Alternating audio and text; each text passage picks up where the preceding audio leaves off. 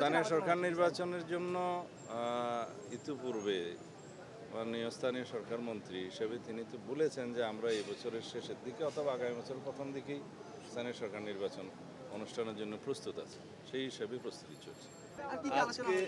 আজকে আমাদের জাতীয় স্থায়ী কমিটির মিটিংটা রুটিন মিটিং, গত 11ই জুলাই হয়েছিল লাস্ট মিটিং, আর আজকে রুটিন মিটিং হিসেবে হয়েছে। এখানে আমাদের বিভিন্ন ইস্যু ছিল, দেশের সার্বিক রাজনৈতিক পরিস্থিতি, তারপরে সাংগঠনিক বিবিধ ইত্যাদি আলোচনা হয়েছে।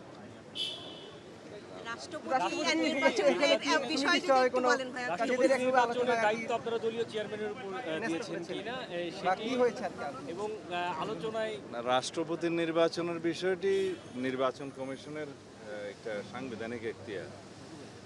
সাংবিধানিক এখতিয়ার হিসেবে দুইটা আছে, নির্বাচন কমিশনের একটা সংসদ নির্বাচন আর একটা রাষ্ট্রপতি। রাষ্ট্রপতির পদ শূন্য হলে মাননীয় স্পিকার অস্থায়ীভাবে ভারপ্রাপ্ত রাষ্ট্রপতি দায়িত্ব পালন করছেন। আইন অনুসারে 90 দিনের মধ্যে এটা রাষ্ট্রপতি নির্বাচন অনুষ্ঠান করতে হবে।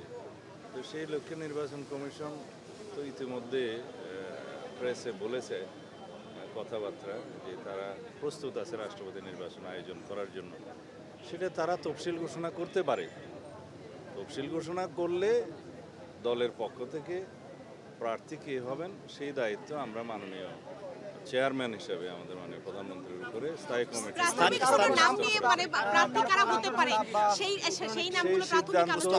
নেওয়ার দায়িত্ব আমরা মানে চেয়ারম্যান হিসেবে, দলের চেয়ারম্যান হিসেবে তার উপরেই ন্যস্ত করেছি। সেটা তিনি সিদ্ধান্ত, সেই সিদ্ধান্ত মাননীয় প্রধানমন্ত্রী নেবেন দলের চেয়ারপারসন হিসেবে।